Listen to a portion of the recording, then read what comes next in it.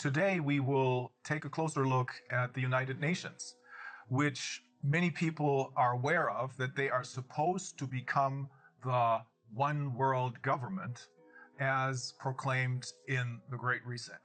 So what is the United Nations about, and who do we talk to? Well, our interview partner is a former high-ranking member of the United Nations. His name is Călin Georgescu. It is best to talk to someone who knows from personal experience what he's talking about, rather than to talk to someone who just has ideas about what is going on inside the United Nations. Well, I serve this institution 17 years, almost 18. I started in Romania, in the United Nations Development Program, which gave to me the chance to understand, first of all, the system. I was director to coordinate the Romanian National Sustainable Development Strategy and Local Agenda 21, which I did for almost 40 counties in Romania. Then I arrived to different, let's say, events in New York and after that in Geneva, in many other countries, and I arrived also in the board for Europe in the United Nations Environmental Program. I had the chance to have many meetings, many interviews, and particularly to understand how is running this system. But I had the chance to arrive, let's say, to the key people to understand how it can work this train.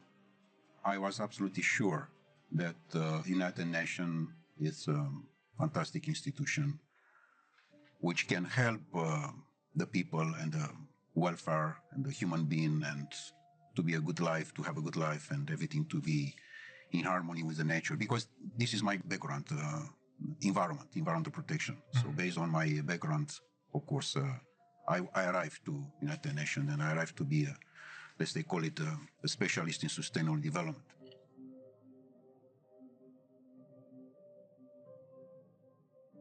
But later on, of course, I find how, in fact, the things are moving. Because particularly when you are going in the field, you find the reality. The reality is not from the office, not from the newspaper, not from the TV. It's from the ground. In the ground, I find that the most important part of the game, that the nature, the gods, the universe, give to us everything we want. Everything. So he can cover all our needs, but it's impossible to cover our greed. And the greed is not from the majority of the people. The greed is coming from a small part of the people. The main important cause is the oligarch, the world oligarch system. Are they the one who They control? want to have the control. And for this reason, UN is the platform, the bridge for the oligarchist system to control. And the oligarchs are the ones who gather once a year in Davos, the members of the World Economic Forum? Of course, this UN platform for 2030 with Davos agenda. UN was set up in 1945 with one simple purpose, to keep the peace. What a fantastic purpose. The problem is not this. The problem is that in different meetings, which I participate myself, I have seen the peace very small, like a Cinderella in a corner. And she wait to have a chance to speak. And she never had this chance. She's waiting, she's waiting. And in fact, all the discussions, they were for war. But they don't say war. And why is that? It was very manipulated. Yes, everything stood on its head, right? Exactly. And when they say peace, they mean war. When they say justice, they mean injustice. This is the point. Exactly like in sustainable development. I have been to most of the meetings, and official and unofficial, and negotiation. I can tell you how is the results. The results is that in the end of the day, is just one conclusion: how we can increase the consuming. And sometimes, of course, many of the events, the most important is the gala dinner, how we can arrive to the food. So to increase only the consuming side, it's very dangerous. Because in fact, this was exactly the same situation with the Club of Rome, another important NGO. And you were also a member of the Club of Rome. And also I was the the president for Europe of the Club of Rome for almost 2.5 years in Vienna, in Austria. And you encountered the same problem there. Exactly, because they approach this vision that it's a limit. I mean, they find at that time that we are going too fast and too dangerous. Exploiting the resources of the planet. Yes, but in what sense? In a sense of greed. One is to exploit the natural resources, for example, in Ghana or in Guinea-Conakry. Why I say Guinea-Conakry? Because Guinea-Conakry, as I have seen myself in all the planet I have been, is one of the most richest country in the world. And it's very small. Very small, but it's fantastic rich. I had no idea. Fantastic. The best top of gold and other natural resources that are in Guinea-Conakry. So Guinea-Conakry, if they want to exploit the natural resources for themselves, this is fine. But if they are coming others from outside, this is a problem. So here we are with a natural resources exploitation. Because majority of the countries in the world, they have no control for their own natural resources. It's exactly the system controlled by Davos, particularly, with the same agenda as UN, exactly as I told you. And they control the natural resources. And people on the power, because they cannot say leaders, because it doesn't take these political leaders. People which they have the power, they are their employees. The world oligarchic system, they have the power on Europe because they control all the people like Bundeskanzler or president or prime minister or whatever there are. Because they are not the employee of their people.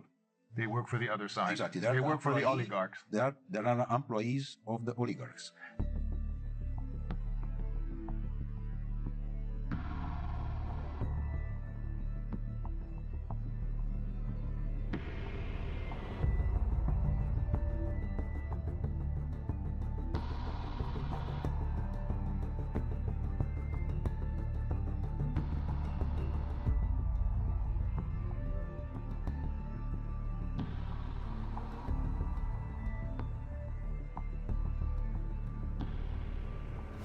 What you're saying is that the UN is now indistinguishable from the World Economic Forum, or Davos in short, because it is being controlled by the same ideas and the same oligarchs. Totally. 100%.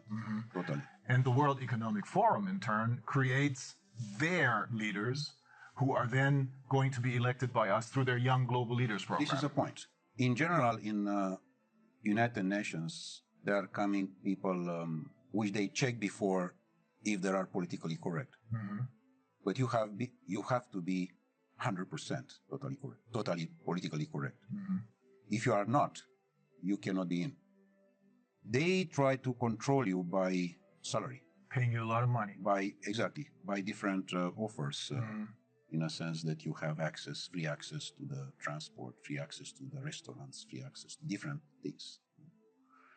And in fact, it's a badge. UN badge does mean that you are someone important in comparison with the people from the street. Oh. You know, this, I mean. So they make you feel not just richer than the people on the streets, but superior to them. Exactly like in the banking system. Look to the young people who there are employees in the bank. He, in his car, he can see on the street his friend. I said, sorry, I have no time for you. I'm someone. I'm the banker. So they invest in manipulate the mind of the people. And in a moment when you manipulate the mind of the people, they sell their soul. So even though if they may have started out with good intentions, they choose people who, as you said, are completely in line and are willing to sell their souls. Correct. Exactly. They don't like to you or to your life to be beautiful, to be harmony. They like just the black. You have to be under control. With other words, you know, Darwin said to us that we are coming from animals. The new Darwins, the descendants of monkeys. The new Darwins, they said they are coming from robots. And here we are. I mean, we discuss about the transhumanist process, which those people, they want to impose. And how they can impose. They impose it when the people totally believe that this system internationally, which is somewhere high from you, they care about you. And only if what they are saying you have to respect, which is wrong. As they are trying to push us to dictate everything about our health. How can be someone to dictate about me? And that's another NGO. That's the World Health Organization. It's just another NGO. No one there was elected by anyone. No, they are just nominated. Yes. And they are nominate in general the people who they are totally slave in their mind. Yeah, that's the only reason I can find why someone like Tedros, who in his own country has committed crimes, why this man becomes the chairman of the World Health Organization. Only because no one elected him, but he's nominated.